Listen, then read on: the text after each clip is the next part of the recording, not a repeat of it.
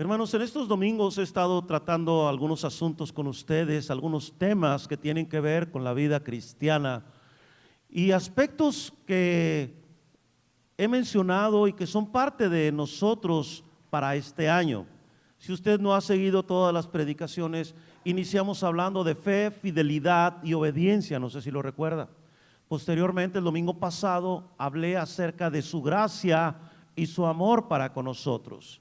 Y hoy voy a hablar de otro tema que espero que le bendiga igual que los anteriores.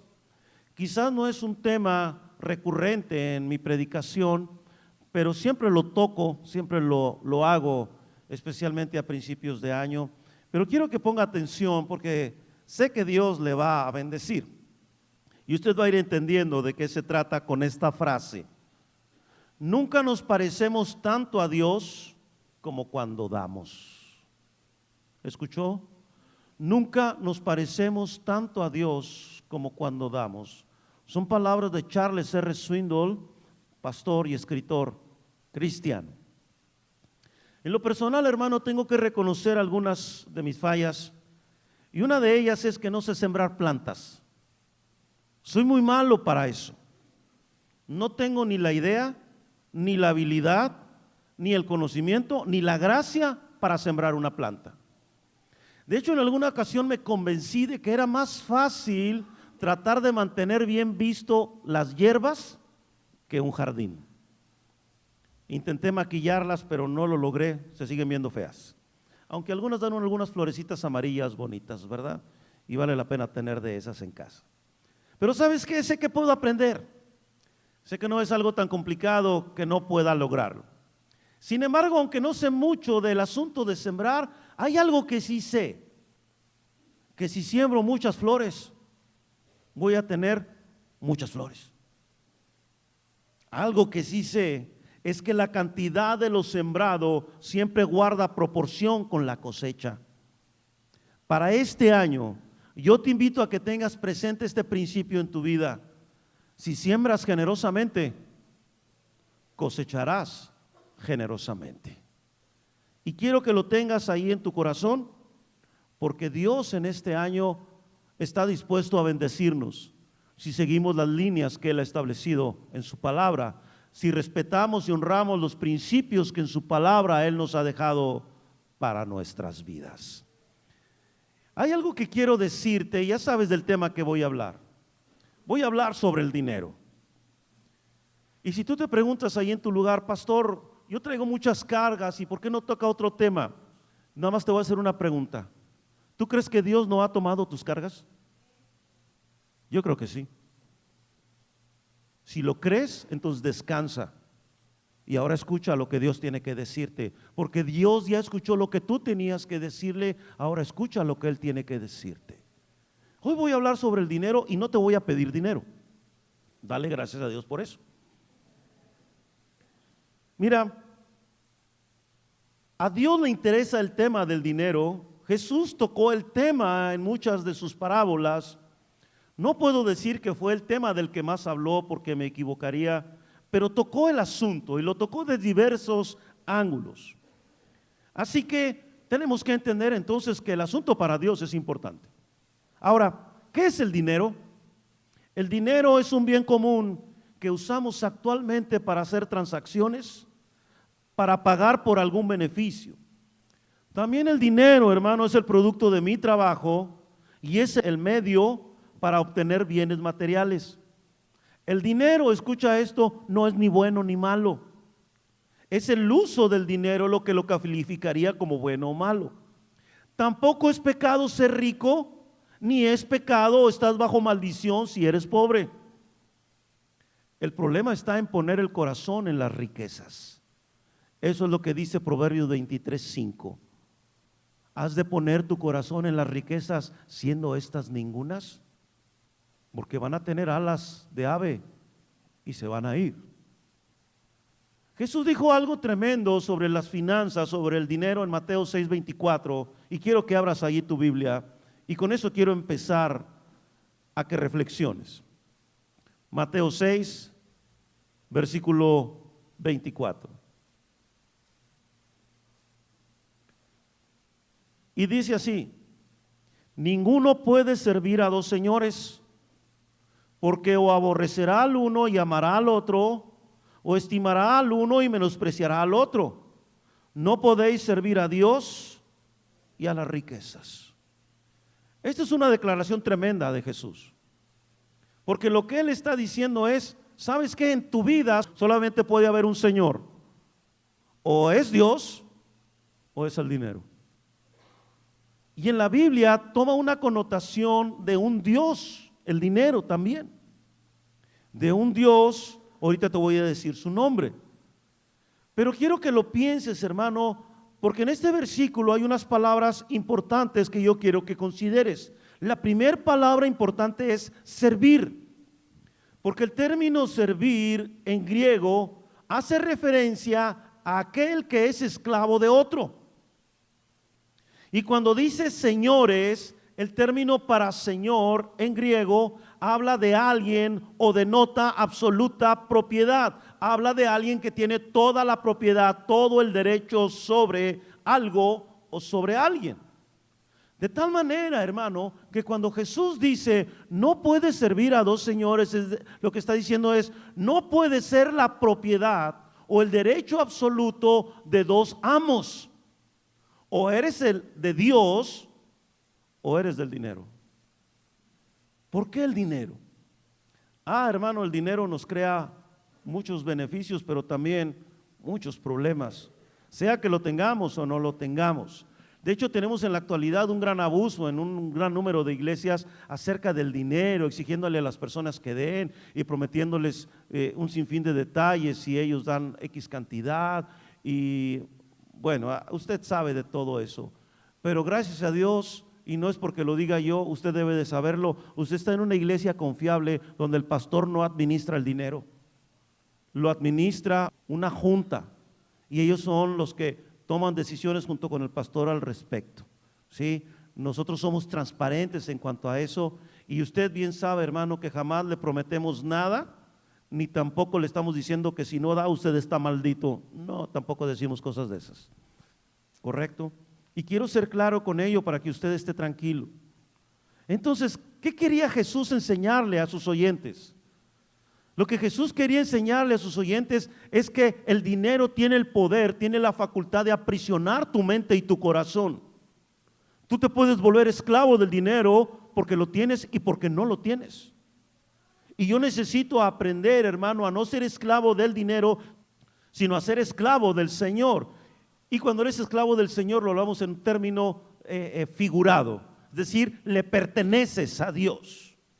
Ahora, hermano, si usted lo nota ahí en su Biblia, es muy probable que al final del versículo donde dice riquezas, venga un número o venga una letra pequeña a un lado de riquezas.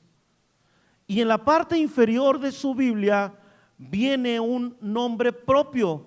Ese nombre propio es Mamón o Mamoná. Depende de la versión de Biblia que usted traiga. Pero regularmente la versión 60 dice Mamón, así dice. Ahora, ¿por qué dice así? Porque Mamón era el dios de las riquezas en el panteón de los fenicios. La creencia en él se profundiza durante la Edad Media, época en la que esta entidad recibe el título de príncipe de los tentadores y se convierte en el demonio de la avaricia, riqueza e injusticia. De hecho, en la Divina Comedia de Dante Alighieri, él describe a Mamón durante su visita al inframundo como un demonio lobo, debido a que en la Edad Media los lobos eran asociados con la avaricia. Entonces, hermano, tú ya tienes este entendimiento que te estoy compartiendo y es muy sencillo. O le pertenezco a Mamón o le pertenezco a Dios. Y eso tiene que ver con mi actitud hacia el dinero. ¿Sabes, amado hermano? Cuando ponemos nuestro corazón en el dinero, cuando amamos el dinero, cuando hacemos depender del dinero nuestra seguridad y nuestra felicidad, nos estamos olvidando de Dios. Porque el único que puede darme esa certeza y esa seguridad respecto a toda mi vida es Dios y no el dinero. Y por esa razón usted y yo tenemos que aprender a confiar plenamente en los principios de administración de dinero que la Biblia nos dejó. Porque Dios no se equivoca, porque Dios es fiel y porque Él es bueno con nosotros y aún nos ha dado en abundancia cuando no lo hemos esperado. Y cuando hemos padecido algún tipo de carencia, de alguna manera Él actúa y nos provee. Y gloria a Dios por ello. Así que, hermano, yo quiero que escuche con atención una enseñanza que voy a tomar de 2 Corintios capítulo 9. Abra su Biblia allí, por favor. 2 Corintios capítulo 9, en los versículos 6 y 7. Voy a darles lectura. Pero esto digo, el que siembra escasamente, también segará escasamente. Y el que siembra generosamente, generosamente también segará. Cada uno dé como propuso en su corazón, no con tristeza ni por necesidad, porque Dios ama al dador alegre. Creo que conocemos más el versículo 7 que el versículo 6. ¿Por qué razón? Porque así nos lo enseñaron. Pero creo que también nos da algo de descanso decir, cada uno dé como propuso en su corazón, y no tanto que uno diga el que siembra escasamente y el que siembra generosamente. Pero vamos a entender qué era lo que Pablo le quería decir a la iglesia que estaba en Corinto. Primero, hermano, quiero decirte que en este capítulo número 9, y esto viene desde el capítulo 8, Pablo está hablando de una ofrenda que se recogía para entregarlo a los creyentes en Jerusalén o a las iglesias en Jerusalén, como un apoyo y como un sustento para ellos. Y en el capítulo 8, y quiero que vayas al capítulo 8 de 2 Corintios, por favor, quiero que veas cómo Pablo está tomando el ejemplo de las iglesias de Macedonia para motivar a la iglesia de Corinto a que abran la mano y den generosamente. Versículo 1: asimismo, hermanos, os hacemos saber la gracia de Dios que se ha dado a las iglesias de Macedonia, que en grande prueba de tribulación, la abundancia de su gozo y su profunda pobreza abundaron en riquezas de su generosidad. Como lo vemos, Pablo está diciendo aquí que las iglesias de Macedonia ya dieron una aportación y esa aportación fue generosa. Y dice que la abundancia de su gozo y su profunda pobreza, lo que quiere decir esta última frase es que no era una iglesia rica económicamente o fuerte económicamente, pero ellos en medio de eso habían abierto su mano para dar. Pero todavía hay más, mira lo que dice el versículo 3. Pues doy testimonio de que con agrado han dado conforme a sus fuerzas. Y luego, ¿qué dice, hermano?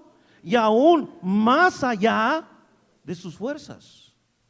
Esto, hermano, tenía que ser un testimonio para los corintios de cómo se debería abrir la mano para dar. Y me impresiona, hermano, a tal grado leer esa parte, que dieron conforme a sus fuerzas y dieron un poco más allá de sus fuerzas. No se conformaron. Sabían que la ofrenda, y eso es lo que tenemos que entender, sabían que la ofrenda era para la iglesia, sabían que la ofrenda era para el Señor. Y cuando se trata de Dios hay que abrir la mano y dar.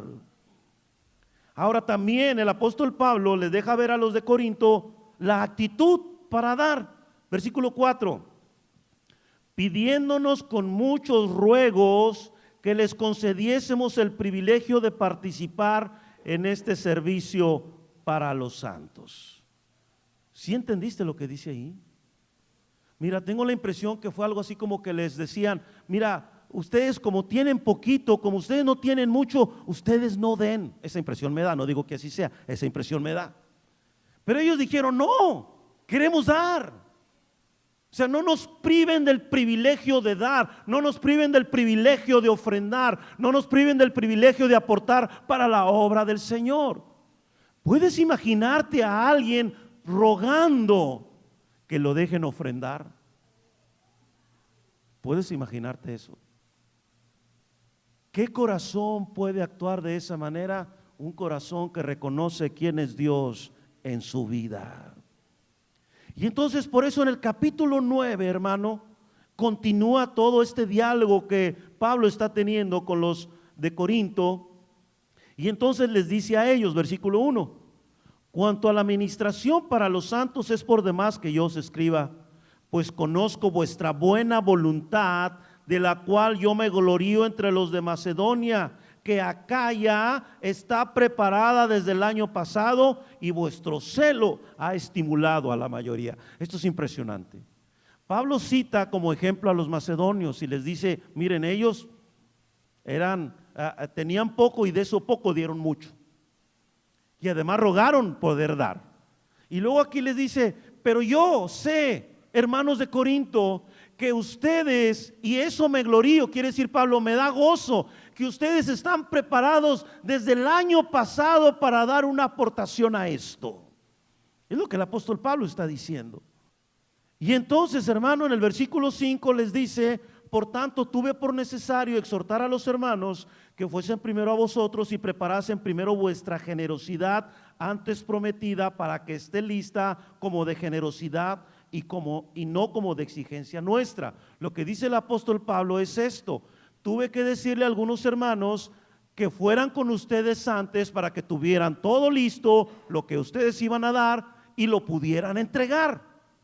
Pablo está siendo previsor, es lo único que está haciendo.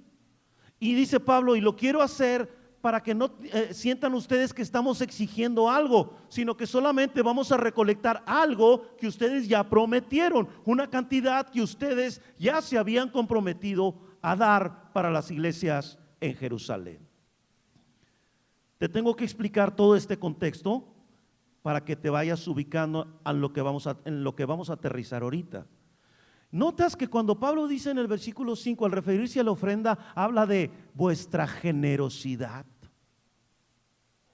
No dice dinero, no dice, déjeme utilizar un término coloquial, lana, ofrendita. No, generosidad. ¿Por qué crees que puso generosidad?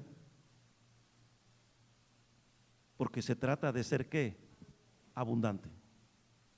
A eso se refiere generosidad. No se refiere a buena onda, se refiere a cantidad.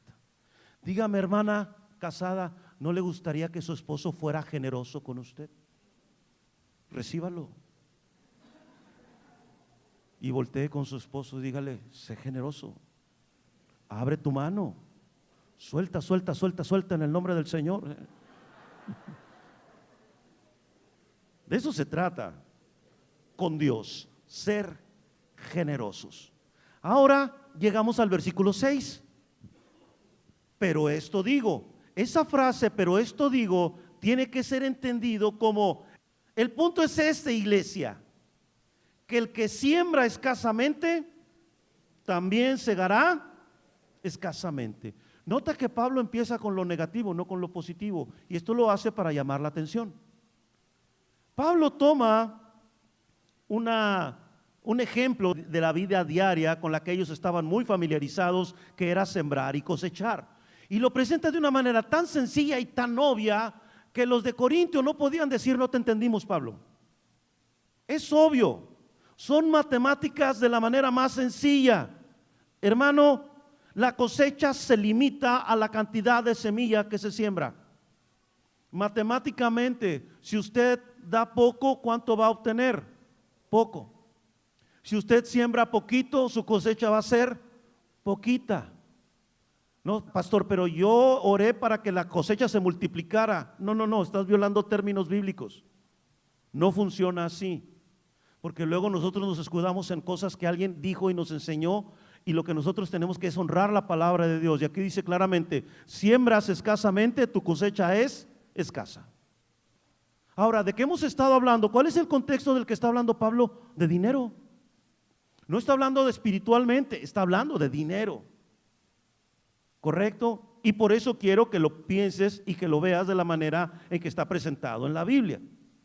Entonces les dice, siembras poco, cosecharás poco. Y luego les dice que es la contraparte, pero el que siembra generosamente, generosamente también segará. Demasiado obvio, ¿no lo cree? Pero es necesario, Pablo mismo les está diciendo, ustedes son agricultores, ustedes saben lo que es sembrar y cosechar y saben que no les estoy diciendo mentiras. Ustedes saben que el tamaño de la cosecha corresponde a lo sembrado. Y usted y yo también lo sabemos. El tamaño de mi cosecha corresponde a lo que haya sembrado. Y aunque al principio podría ser aplicable a otras cosas de la vida cristiana, yo quiero que lo vea solamente en torno al dinero, porque ese es el tema que nos ocupa. Ahora, yo quiero que piensen estas dos cosas relacionadas con esto que está hablando Pablo. Primero, supóngase que yo soy agricultor y planto unas pocas semillas creyendo que con ello me quedo con más. ¿No estoy equivocado? Sí, ¿no? Fíjese, tengo mucha semilla, pero decido sembrar poca porque creo que si siembro poco me quedo con más semilla. Pero en realidad no me quedé con más semilla, me quedé con menos semilla. ¿Por qué? Porque lo que en realidad necesito es que la semilla produzca, no guardarla. Para eso son las semillas, para que produzcan, hermano.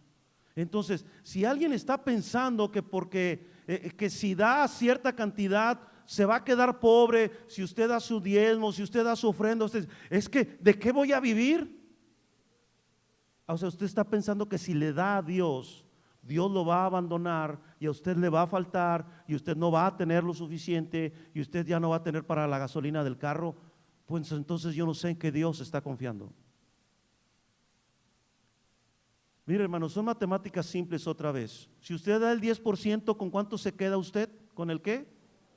¿Y cuánto es más, 90 o 10? Entonces, nuestro problema es el 90, porque no sabemos administrarlo. O sea, hasta ahorita 9 es más que 1, a menos que Pitágoras haya cambiado, ¿verdad? Pero 9 es más que 1, sí estamos con eso, ¿no? Entonces, hermano, mi problema es que yo no he entendido que se trata de Dios. Ni siquiera se trata de mí. Tampoco he entendido, hermano, que el tamaño de mi cosecha corresponde a lo que siembro. Es decir, si yo doy abundantemente, lo que voy a tener que esperar es una cosecha abundante, ¿no lo cree? Eso es lo que está diciendo el apóstol Pablo aquí. Entonces, hermano, no se equivoque. Retener no significa tener más. Mire lo que dice Proverbios 11:24. Abra ahí su Biblia, por favor.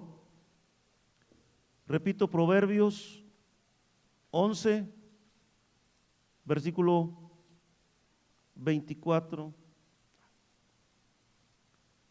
que es un pasaje que seguramente algunos de ustedes conocen, y dice de la siguiente manera: hay quienes reparten y les es añadido más, y hay quienes retienen más de lo que es justo, pero vienen a pobreza.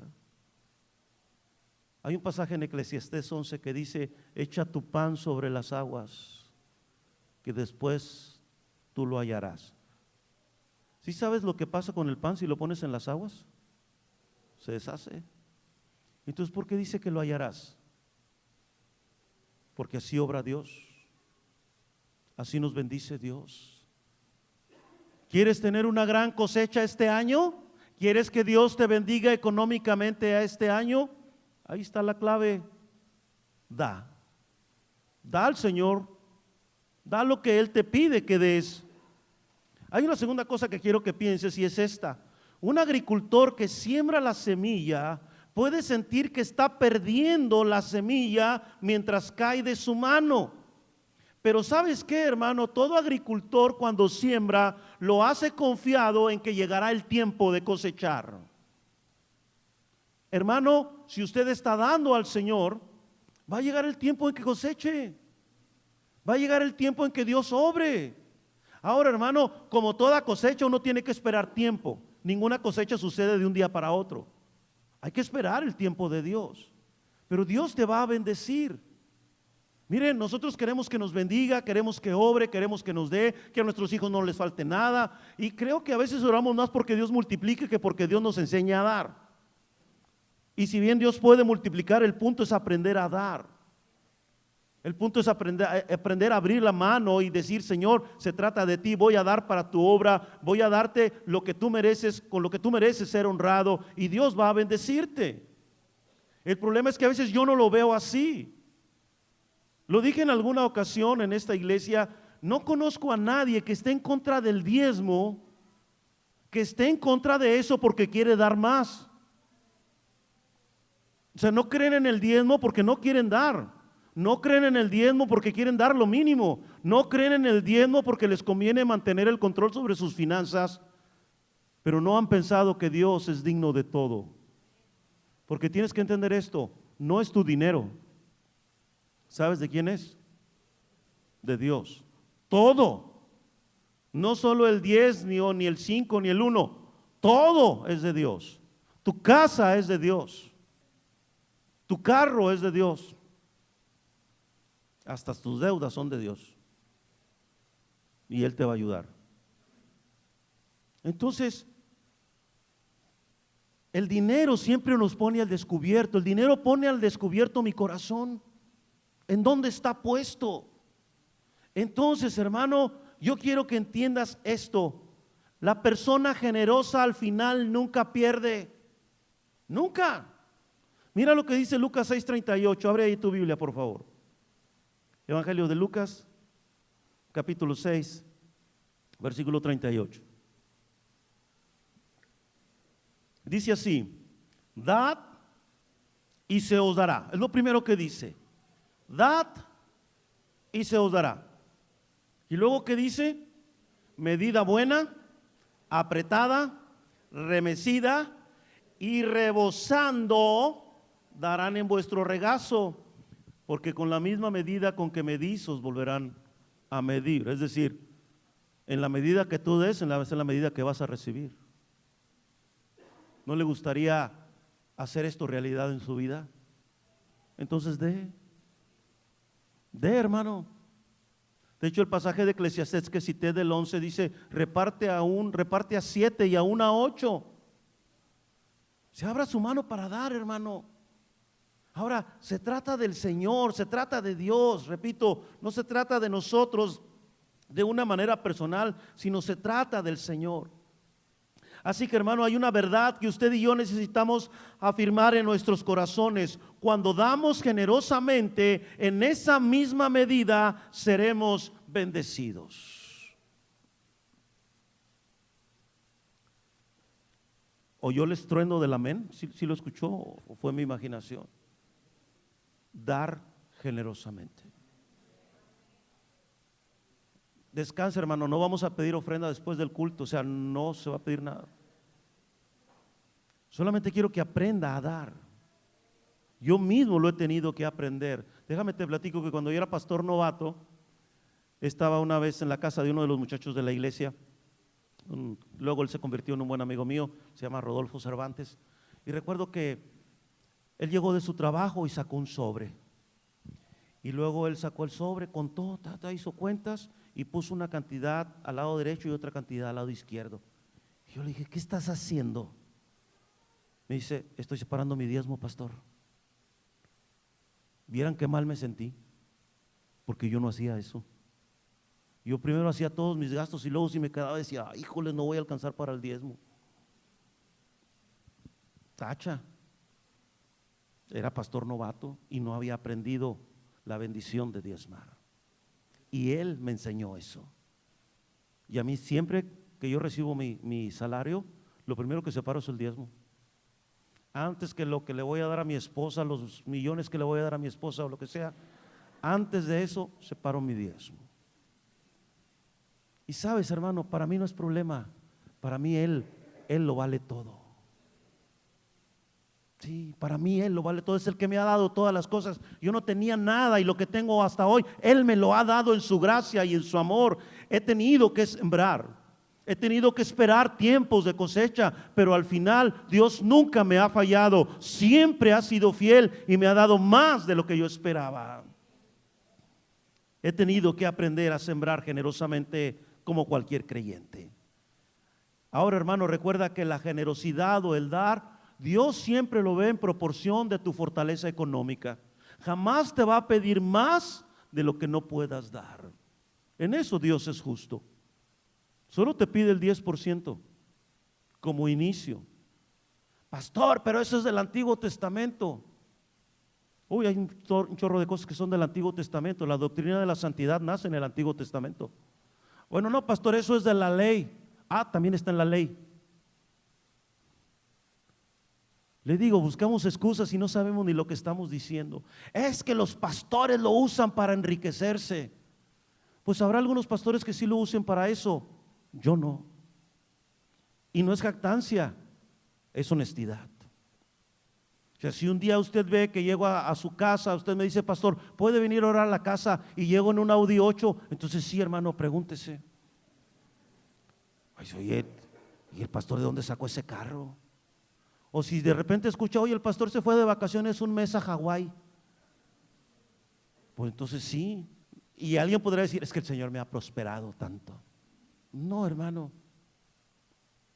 Creo que está comprendiendo. Siembras generosamente, cosechas generosamente.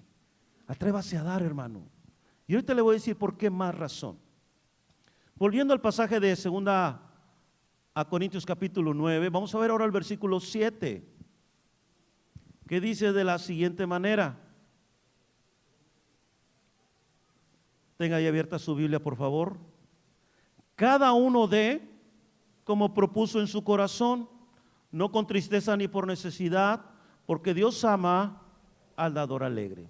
¿Se acuerda de ese canto? Sí lo cantaban aquí, el de Dios bendice al dador alegre, si lo... ¿Y usted ofrendaba así bien alegre? Sí, hasta se movía, sí. Señor, glorifícate, algo así. Es una actitud del corazón. La alegría es una actitud del corazón. No me cuesta dar, porque se trata de Dios. Por eso no me cuesta. Obviamente, hermano, yo sé que mientras más cosecha tenga usted, pues obviamente el 10% va a ser más, o la ofrenda que tenga que dar va a ser más. Y ahorita lo vamos a ver. Mire, tenga paciencia, por favor. ¿Sí? Este pasaje encierra por lo menos 4 cosas que le voy a explicar de una manera objetiva. Cuando dice cada uno dé, está hablando de que no hay opción para no dar. Cuando dice como propuso en su corazón, quiere decir que usted toma la decisión acerca de la cantidad a dar. Y luego cuando dice no con tristeza ni por necesidad, habla de la actitud para dar. Y número 4, Dios ama al dador alegre, quiere decir que cuando usted da generosamente con la actitud correcta, entonces Dios le manifiesta su amor de una manera especial.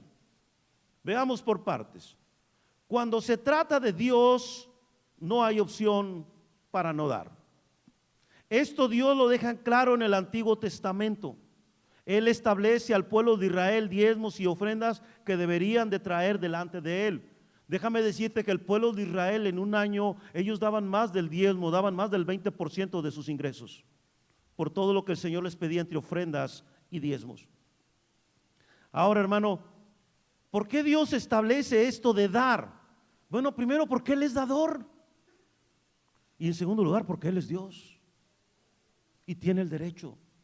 Mira, Dios bendijo a su pueblo de una manera tan impresionante porque les dice, los voy a llevar a una tierra que fluye leche y miel. Abre tu Biblia en Deuteronomio capítulo 6, por favor, y vamos a leer algo ahí importante. Deuteronomio capítulo número 6, versículo 10.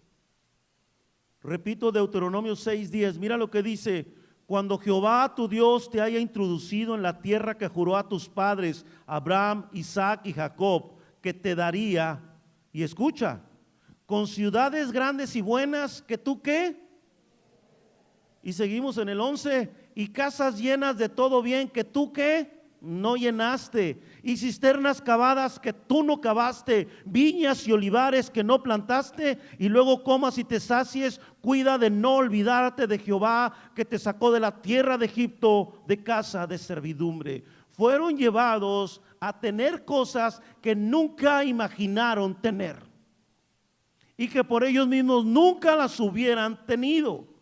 Hermano, no se crea que todos sus logros son porque usted es muy guapo. No, es gracia de Dios. Por eso el Señor nos bendice. Ahora ven el capítulo 11 de Deuteronomio también, los versículos 11 y 12. La tierra a la cual pasáis para tomar es tierra de montes y de vegas, que bebe las aguas de la lluvia del cielo, tierra de la cual Jehová tu Dios cuida. Siempre están sobre ella los ojos de Jehová tu Dios, desde el principio del año hasta el fin. Esto quiere decir que Dios siempre nos da de lo mejor. Dios no da sobras. Dios no está ahí diciendo en el cielo, no, pero es mucho lo que le voy a dar al hermano a mi hijito. No, es mucho. No se me vaya a acabar. Dios no es así. Él es generoso para dar. De hecho, hermano, allí mismo en Deuteronomio 16, cada 3 años el pueblo del Señor tenía que presentar una ofrenda. Y mira la indicación que se da para esta ofrenda. En el capítulo 16, versículo 16, en su última parte. Y ninguno se presentará delante de Jehová con las manos vacías. ¿Sí entiendes eso, verdad? Y luego nota, cada uno con la ofrenda de su mano, y lee allí conmigo, conforme a la bendición que Jehová tu Dios. ¿Cuánto te ha bendecido Dios? Si quieres una idea, bueno, ¿cuánto vale la casa que tienes? ¿Cuánto vale el carro que tienes? ¿El puesto que ocupas en tu trabajo? Y entonces sacas de ahí un promedio, conforme a la bendición que Jehová tu Dios te hubiera dado. Yo sé, hermano, que en ocasiones estas cosas a alguien le puede incomodar. Yo sé que a ustedes no, pero hay gente que sí le incomoda. Ay, pastor, es que, ¿por qué tienen que hablar de dinero? Háblenos del amor del Señor. Es más, vamos a cantar otra vez, pastor. Ese de Me Asombras, está muy bonito. Vamos a cantarlo otra vez. Hermano, estos son principios de vida. Si usted quiere ser bendecido este año, va a tener que obedecer esto. ¿Por qué, hermano? Porque Dios está dispuesto a hacerlo. Solo basta que usted lo crea. Pero la fe sin obras es muerta. Usted tiene que poner en acción, tiene que abrir la mano y dar. Número 2, tú puedes dar la cantidad, tú puedes decidir la cantidad a dar. Tú tienes completa libertad acerca de cuánto vas a dar al Señor, para que tú seas responsable, porque no puedes esperar que Él te dé más de lo que tú no has dado. Pastor, pero Dios es bien bueno. Sí, pero es justo, y eso a veces lo olvidamos. Pastor, pero estoy declarando que todo se multiplique. No, hermano, no sea tacaño. Siempre encontramos alguna salida, ¿no lo cree? La decisión es tuya. Por lo tanto, jamás podrás quejarte o preguntarle a Dios, ¿por qué no me das más, Señor? ¿Por qué a la hermanita sí le estás dando y yo no recibo nada, Señor? No, pues primero revise la semilla que sembró, ¿no? Revise lo que ha sembrado y entonces vas a saber por qué recibe lo que está recibiendo. Nunca esperes tener una gran cosecha si estás arrojando pocas semillas en tu siembra. Número 3, a Dios le importa la actitud que tomamos cuando damos. Ni por tristeza ni por necesidad sería, hay que dar con gozo y hay que dar con alegría. Mira lo que dice Deuteronomio 12, por favor, en los versículos 6 y 7. En el versículo 5 dice, el lugar que Jehová vuestro Dios escogiere. Y en el 6 dice, y allí llevaréis vuestros holocaustos, vuestros sacrificios, vuestros diezmos y la ofrenda elevada de vuestras manos, vuestros votos, que también era dinero, vuestras ofrendas voluntarias y las primicias de vuestras vacas y de vuestras ovejas. Y luego dice, y comeréis ahí delante de Jehová vuestro Dios. ¿Y qué dice ahí, hermano? Y os alegraréis vosotros y vuestras familias en toda obra de vuestras manos en la cual Jehová tu Dios te hubiere bendecido. Es decir, hermano, es muy sencillo. Nosotros deberíamos esperar con una alegría tremenda el momento de la ofrenda. Sí. Es decir, oye, ya viene la ofrenda, ya estoy listo, ya voy a dar, gloria al Señor, Él me ha bendecido y aquí va, Señor, aquí va, ya voy a poder dar. Mira, ahí viene la hermana con el alfolí, ahí vienen los hermanos con los recolectores, ya, oh Señor, gracias, aleluya. Ojalá y así fuera, ¿verdad? En una galaxia muy, muy, muy lejana. Pero esa actitud del corazón. No, pastor, es que nosotros no tenemos para dar nada, somos bien pobres. O sea, entonces, ¿quién es su Dios? ¿Quién es su Dios? Estoy hablando con usted, contexto el Divino Redentor. No estoy hablando de otra gente, estoy hablando de nosotros. Piénselo, hermano. No se trata de decir, no, es que nos quieren sacar el dinero a tirabuzón, no, hermano. Es entender los principios de Dios. Te pregunto, ¿te pesa darle al Señor dinero? ¿Te pesa darle al que te dio a Jesucristo? ¿Te pesa darle al que en Cristo nos ha dado todo? ¿En serio te pesa eso? Hermano, entienda que se trata de Dios. Lo adoramos, lo glorificamos, lo proclamamos nuestro Señor y Salvador. Y cuando estamos ofrendando, cuando estamos diezmando, lo estamos reconociendo como el dador de todas las cosas que tenemos. Lo estamos reconociendo como nuestro gran proveedor. Y podemos ser un pueblo que se distinga porque no le falta nada, no porque seamos ricos, sino porque no nos falta nada. Y en ese no faltarnos hasta podemos abrir la mano y bendecir a otros porque Dios ha sido bueno con nosotros. Y por último dice el pasaje que Dios ama al dador alegre. Dios ama a quien da generosamente y con la actitud correcta. Es decir, hermano, que a Dios le agrada, que Dios se goza, que Dios de alguna manera nos deja experimentar su amor a través de nuestra actitud cuando damos, a través de nuestra generosidad. Él nos manifiesta su amor y lo hace, creo, de una manera en particular. ¿Por qué, hermano? ¿Recuerda la frase del principio? Nunca nos parecemos tanto a Dios como cuando damos, porque Él nos dio a Jesucristo y con Él nos lo dio todo, absolutamente todo. ¿Sabes que conocí a un joven que cuando él empezó, con esto quiero terminar, que cuando él empezó a diezmar en la iglesia, una iglesia que yo pastoreaba, él daba diezmos de 10 pesos y de 20 pesos. Y un día me dijo, pastor, eso es lo que puedo dar ahorita. Está bien, yo no estoy pidiendo más, ni Dios te está exigiendo más. Eso es lo que puedes dar, adelante. ¿Sabes que Dios empezó a bendecirlo tanto que llegó a ser socio de un empresario en Saltillo? Y Dios lo bendijo enormemente. Y él nunca dejó de dar, jamás, porque aprendió que nunca tienes más como cuando das. Nunca. De veras. Gracias a Dios por su gracia que multiplica las cosas que tenemos. Pero ¿sabes qué, hermano? A través de este pasaje que estudiamos o de estos pasajes que estudiamos, yo quiero invitarte a algo. Creámosle a Dios. Cree su palabra. Hazla tuya, confía en ella y cree que si quieres tener una gran cosecha, empieza a dar y honra a Dios con ello. Nadie te está exigiendo una cantidad. Aquí el apóstol Pablo, gracias a Dios que también nos permite esa discreción y privacidad. Esto es lo que yo quiero dar. Pero si este año tú esperas que Dios te bendiga, que Dios te sostenga, entonces cree su palabra y abre tu mano y da para gloria y honra de su nombre. Permitamos con esto, hermano, que algo grande ocurra entre nosotros, en nuestras familias y con las personas que nos rodean. Y su nombre será glorificado. Así que, hermano, el año ya empezó. Y yo sé que el Señor va a proveer y sé que no nos va a faltar nada. Pero yo espero una cosecha abundante en mi vida. Espero que también usted abra la mano y dé. Y en su momento usted va a cosechar y se va a maravillar de la cosecha que Dios le puede dar en este año, para gloria de su nombre.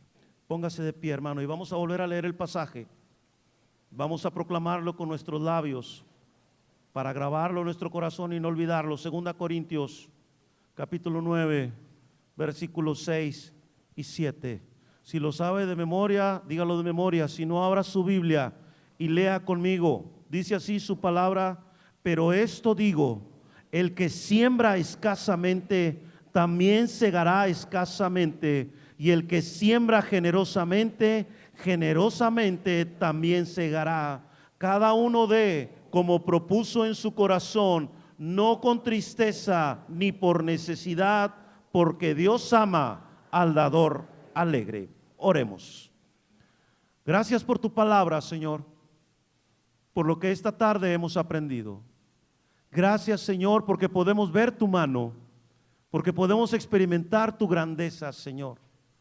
Y Dios, gracias, porque en este primer mes del año nos has hablado de la fe, la fidelidad y la obediencia, Señor, que tú esperas de nosotros.